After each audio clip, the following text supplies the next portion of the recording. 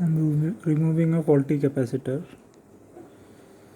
from my DV5 Pavilion motherboard at 10x zoom. This is very helpful.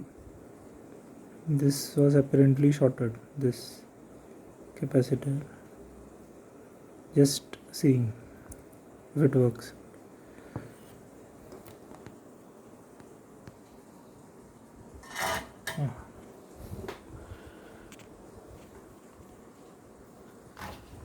So this is that faulty capacitor.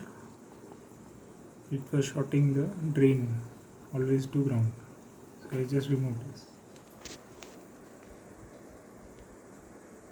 The display is not working. This HP Pavilion DV5 laptop.